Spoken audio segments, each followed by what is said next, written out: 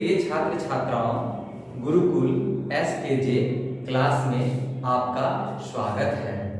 जैसे कि मैं कल भी आपको बताया था कि मैं प्रत्येक दिन अभी व्याख्यात्मक प्रश्न लेकर आप लोगों के सामने आऊंगा। आज मैं पुनः पद भाग का व्याख्यात्मक प्रश्न लेकर आप सभी के सामने आया हूं। मेरे प्रिय छात्र छात्राओं, आप सभी छात्रों को व्याख्यात्मक पद भाग का प्रश्न देने के बाद मैं हिंदी के गद्य भाग का व्याख्यात्मक प्रश्न भी आप लोगों को दूंगा।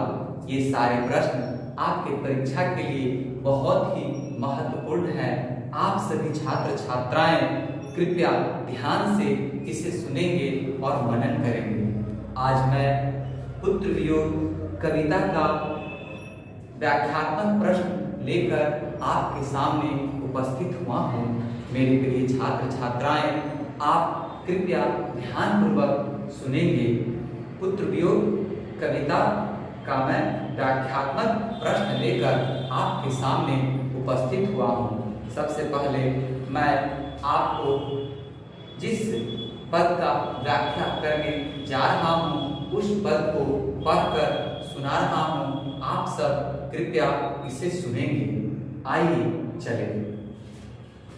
यहाँ पर कक्षा 12 हिंदी पद भाग पुत्र वियोग कविता का महत्वपूर्ण व्याख्यात्मक प्रश्न मैं लेकर आया हूँ। पुत्र वियोग कविता के कवि सुभद्रा कुमारी चौहान जी है।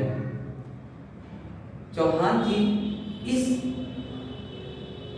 काव्य के माध्यम से हम लोगों को क्या बताने जा रहे हैं, सो मैं आप सभी के सामने रख रहा हूं। आप सभी लोग ध्यान से सुनिए। भाई बहन भूल सकते हैं, पिता भले ही तुम्हें भुलावे। इस पंक्ति को फिर से आप सभी छात्र छात्रा एक बार सुनेंगे। भाई बहन भुला सकते हैं, पिता भले ही तुम्हें भुलावे।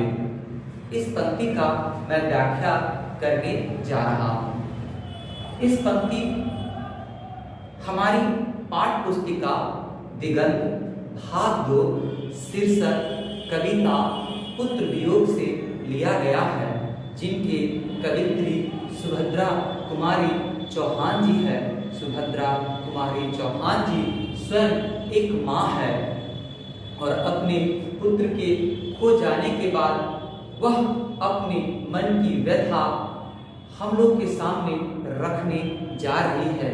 सुभद्रा कुमारी चौहान जी इस पंक्ति के माध्यम से यह बता रही है कि माँ के ममता में, माँ के मन में अपने पुत्र के प्रति कितना अथाह स्नेह होता है। जब माँ का पुत्र उससे अलग हो जाता है, माँ का पुत्र जब उससे बिछुड़ जाता है, तो माँ के हृदय पर क्या बीतती है, उसी का वर्णन कवित्री जी यहाँ पर कर रहे हैं। वो बता रही है कि जब उसका पुत्र उससे अलग हो जाता है तो भाई बहन भले ही उसको भुला दे, परंतु पिता भी उसे भुला दे, परंतु रात दिन की साथनी यह माँ अपने पुत्र को कैसे भुला सके। सच ही कहा है कि माँ का हृदय समुद्र की तरह गहरा और विशाल होता है। उसके हृदय में इतनी ममता भरी होती है कि अपने पुत्र के वियोग में वह पूरी तरह वह दुख के सागर में डूब जाती है। कवित्री जी यहाँ पर उसी सागर में डूबते हुए अपने आप को कह रही है कि भाई बहन तुम्हें भुला देंगे, पिता भी तुम्हें भले भुला देंगे, परंतु रात दिन का यह साथनी जिसे तुम्हारे अपने गोद में दूध पिलाया है, लाड प्यार से पाला पोसा है, भला ऐसी माँ तुम्हें कैसे भुलाएंगे। पुत्र के मृत्यु के बाद माँ के मन को समझाना बड़ा कठिन होता है। यही बात सुभद्रा कुमारी चौहान जी, जो स्वयं एक माँ है, पुत्र वियोग कविता के इस पंक्ति के माध्यम से हम लोग को बता रहे हैं कि एक माँ के लिए उसके पुत्र से बढ़कर इस संसार में कोई खिलौना नहीं होता। माँ हमें जन्म देती है, पालती पोसती है और रात रात भर हमारे मुख मलिन हो जाने के कारण वह जागती है।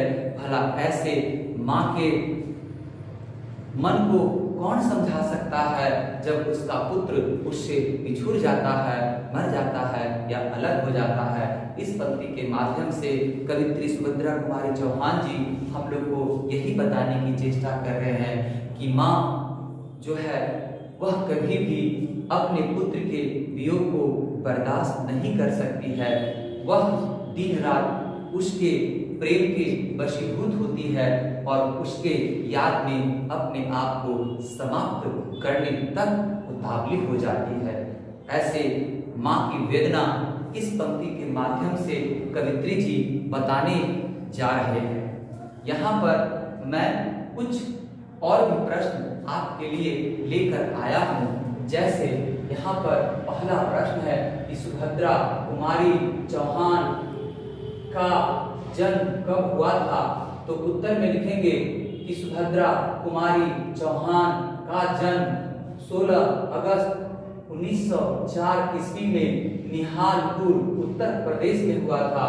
सुभद्रा कुमारी चौहान का निधन कब हुआ था, तो उत्तर में लिखेंगे 15 फरवरी 1948 ईस्वी को सुभद्रा कुमारी चौहान जी की मृत्यु हुई थी। तो यहाँ पर मैं सुभद्रा कुमारी चौहान जी द्वारा रचित पुत्र वियोग के इस पंक्ति का व्याख्या कर आप लोगों को बताया है और आप लोगों से मेरा यही प्रार्थना है कि आज आप सब लोग इस व्याख्यात्मक प्रश्न को सुनेंगे और अच्छे से स्मरण करते हुए परीक्षा के उत्तर पुस्तिका में लिखने का प्रयास करेंगे। इन्हीं शब्दों के साथ मैं पुनः कल आप लोगों के सामने उपस्थित होऊंगा।